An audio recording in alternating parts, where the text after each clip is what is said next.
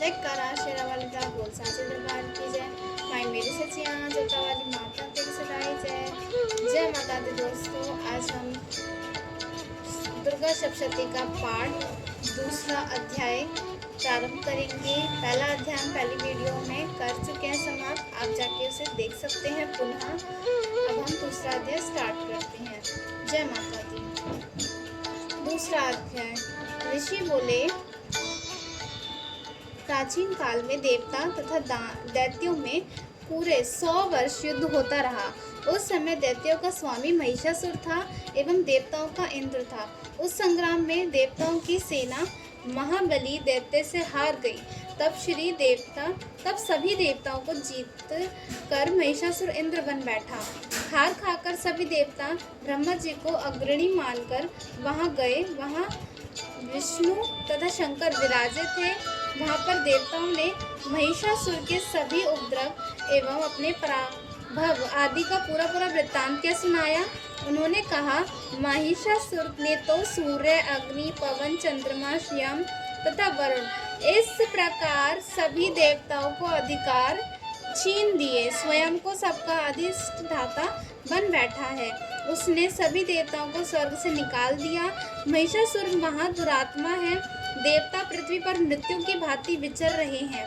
हे प्रभु, आप भी हमारी शरण में आए हैं, उसके वध का कोई उपाय कीजिए। इस प्रकार मधुसूदन तथा महादेव जी ने देवताओं के वचन सुने। उनकी क्रोध से भौहें तन गई। तब भगवान विष्णु के मुख से एक महान तेज प्रकट हुआ। इसी प्रकार ब्रह्मा तथा शंकर के मुख से भी तेज प्रकट हुआ। दूसरे इंद्र आदि देवताओं के शरीर से भी महान तेज प्रकट हो आया। सभी तेज मिलकर एक हो गए। वह तेज पुंज इतना उग्र था जैसे कि जलता हुआ पहाड़ा हो। देवताओं ने देखा कि उसकी ज्वालाएं सभी दिशाओं में फैल रही हैं। जब वह एक हुआ तो नारी के रूप में आ गया। उसके प्रकाश से तीनों लोग भर गए। महादेव जी के तेज से उसका मुख प्रकट हुआ। यम के तेज से उसके केश हुए। विष्णु के तेज से उस देवी की भुजाएं प्रकट हुई। चंद्रमा से दोनों स्तन, इंद्र के तेज से उसकी कटी प्रदेश, वरुण के तेज से जंघा व अरुस्थल, पृथ्वी के तेज से नितंबों का प्रादुर्भाव हुआ। ब्रह्मा के तेज से दोनों चरण, सूर्य के तेज से चरणों की उंगलियां, वसुओं के तेज से हाथों की उंगलियां, कुबेर के तेज से नासिक का आविर्भाव हुआ। उसके दांत प्रजापति के तेज से प्रकट हुए। अग्नि के तेज से 3 नेत्र हुए। दोनों संध्याओं के तेज से दोनों बोहें, वायु के तेज से दोनों कान उत्पन्न हुए। इसी प्रकार दूसरे देवगणों के तेज द्वारा भगवती का प्रादुर्भाव हुआ।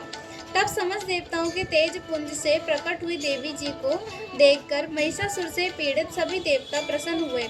महादेव जी ने उस देवी को अपने शूल से शूल निकाल कर दे दिए। श्री भगवान विष्णु ने अपने सुदर्शन चक्र से चक्र प्रकट करके दिया। वरुण ने शंख तथा अग्नि से उसे शक्ति दी। मारुत ने धनुष दिया और बाणों से भरपूर 2 तरकश दे दिए। देवराज इंद्र ने अपने वज्र से वज्र पैदा करके दिया और फिर सहस्त्र नेत्र इंद्रों ने ऐरावत हाथी से घंटा दिया। यमराज ने कालदंड से दंड दिया।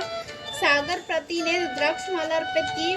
ब्रह्मा ने कमंडल भेंट किया। सूर्य ने भगवती के सभी कोप रूपों रोम कोपों में अपनी किरणें प्रदान की। काल ने तलवार तथा उत्तम डाल अर्पण की। क्षीरसागर ने हार, सभी कभी पुराने न होने वाले 2 वस्त्र भेंट किए।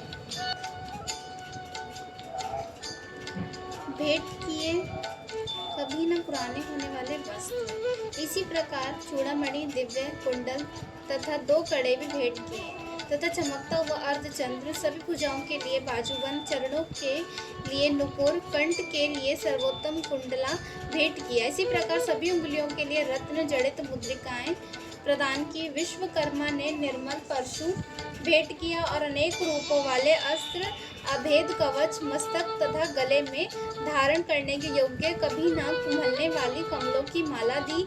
जलधि ने उसे बहुत सुंदर कमल दिया। हिमाचल से वाहन के लिए सिंह व और भी अनेक प्रकारों के रत्न भेंट किए। कुबेर ने सूरापूर्ण पात्र दिया। कभी नागों के स्वामी शेष जी ने महामणियों से शोभित नाग हार दिया जो शेष जी इस पृथ्वी को धारण किए हैं। इसी प्रकार दूसरे देवताओं ने भी भूषण तथा आयुधों के द्वारा देवी जी का सत्कार किया।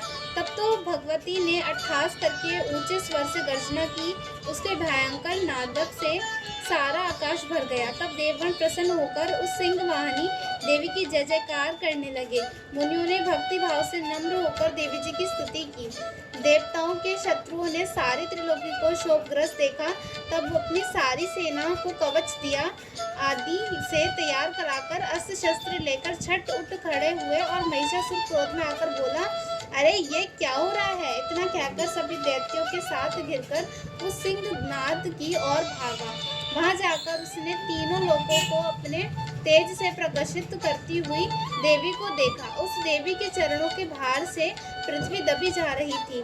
माथे की किरीट मुकुट से आकाश पर रेखाएं पड़ती जा रही थी। उसके धनुष के टंकार से सातों पताल शोकग्रस्त थे। हजारों भुजाओं से सभी दिखाओं को टाप कर देवी खड़ी हुई थी। उन देवी जी के साथ उन दैत्यों का युद्ध आरंभ हो गया। नाना प्रकार के अस्त्र शस्त्रों का प्रहार करने लगे।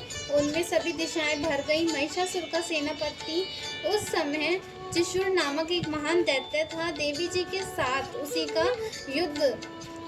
का युद्ध होने लगा। सभी इसी प्रकार अन्य सभी देवताओं को तथा चतुरंगणी सेना को साथ लेकर चामर पे युद्ध करने लगा। 60,000 रथियों को साथ लेकर उदर्ग महादैत्य भी युद्ध में प्रवृत्त हो गया। महाहनु दैत्य 1 करोड़ हाथियों को साथ लेकर लड़ पड़ा। तलवार के समान पहने रोमों वाला 80 लोमा नामक दैत्य 5 करोड़ रथियों के साथ युद्ध में आ गया। 60 लाख रथियों से आवृत वशकल दैत्य युद्ध में उतर पड़ा। कारवरित दैत्य हाथी एवं घोड़ों के अनेकों सवारों के समूह से घिरा हुआ करोड़ रथियों के साथ उस युद्ध में युद्ध करने लगा। विडाल दैत्य 5 अरब रथियों के साथ लाकर लड़ने लगा और भी हजारों महादैत्य रथ हाथी घोड़ों से घिरे रथियों को साथ लेकर देवी जी के साथ युद्ध करने लगे। उस रणांगन में स्वयं महिषासुर भी रथों हाथी एवं अश्वों की सेनाओं से घिरा हुआ खड़ा था। तोमर, भिंदीपाल, शक्ति, मूसल, परशु, पटिश, खंग आदि शस्त्रों से युद्ध में देवी जी के साथ युद्ध करने लगे। कुछ दैत्यों ने देवी जी पर शक्ति छोड़ी एवं दूसरों ने पाश फेंके। तब उस चंडिका देवी ने उन्हें अस्त्र शस्त्रों की वर्षा करके तोड़ डाला। इधर देवी जी का वाहन सिंह भी क्रोध में आ गया। अपने गर्दन के बाल हिलाता हुआ दैत्य की सेना ने इस प्रकार घूमने लगा जैसे कि वन में अग्नि फैलती जा रही हो। उस युद्ध भूमि में युद्ध करती हुई अंबिका ने जितने ही श्वास छोड़े वे ही झटपट सैकड़ों हजारों गुणों के रूप में परिणित हो गए। प्रकट होकर उन गणों ने खंग, भिंदीपाल, पिटिश आदि शस्त्रों से युद्ध आरंभ कर दिया। देवी जी की शक्ति से वृद्धि पाकर वह गण दैत्यों का नाश करने लगे। साथ में दूसरे खड़, नगाड़े, शंख आदि बजाने लगे। महती प्रसन्नता देने वाले उस युद्ध के उत्साह में कुछ एक ने मृदंग बजाए। तब देवी जी ने त्रिशूल, गदा और शक्तियों की वर्षा से तलवार आदि शस्त्रों से सैकड़ों महान असुर मार डाले। दूसरे एक दैत्य को घंटा के भयभद्र नाद से मूर्छित करके मार गिराया। मरे दैत्यों को पाश से बांधकर पृथ्वी पर घसीट डाला। कितनों तो गदा की चोट से घायल होकर पृथ्वी पर सो गए। मूसल के प्रहार से कई एक रुधिर वामन करने लगे। कई एक शूल द्वारा वक्ष स्थल फट जाने से पृथ्वी पर पड़ गए। कितने एक दैत्य बाणों की वर्षा द्वारा युद्ध भूमि में काट गिराए। शयनबाज पक्षी की भांति आक्रमण करने वाले देव शत्रु दैत्य प्राण छोड़ने लगे। कितने एक दैत्यों की भुजाएं कट गई, दूसरों की ग्रीवाएं छिन्न भिन्न हो गई। कई दैत्यों ने सिर कट गए, दूसरे मध्य से विदीर्ण हो गए। कुछ दैत्यों की जंघाएं कट गई और पृथ्वी पर गिर गए। और एक दैत्य को तो एक भुजा, एक आंख एवं एक पांव वाले करके 2-2 टुकड़े कर डाले। मार मार कर गिराए गए रथी, हाथी, घोड़े एवं असुरों की लाशों के द्वारा जहाँ महायुद्ध हो रहा था वहाँ की पृथ्वी इस प्रकार भर गई कि वहाँ का आना जाना कठिन हो गया। वह सेना एवं असुरों के रुधिर बहने से रुधिर की बड़ी बड़ी नदियां बहने लगी। बाजी क्षण में ही दैत्यों की सेना का इस प्रकार नाश कर दिया जैसे कि लकड़ियों के बड़े ढेर को अग्नि जला देती है। देवी का वाहन सिंह अपने बालों को झटकाता हुआ बड़ी गर्जना करता हुआ दैत्य के शरीरों से मानो प्राण ही चुन रहा हो इस प्रकार घूमने लगा। देवी जी के उन गणों ने महाअसुरों के साथ बड़ा युद्ध किया जिससे देवता प्रसन्न होकर आकाश से पुष्पों की वर्षा करने लगे। अति दूसरा अध्याय समाप्त। बोले जयकारा शेरा वाले दा बोल साचे दरबार की जय। मैं मेरे सचिया जोता वाली माता तेरे सदा ही जय। सच्चे दरबार की जय।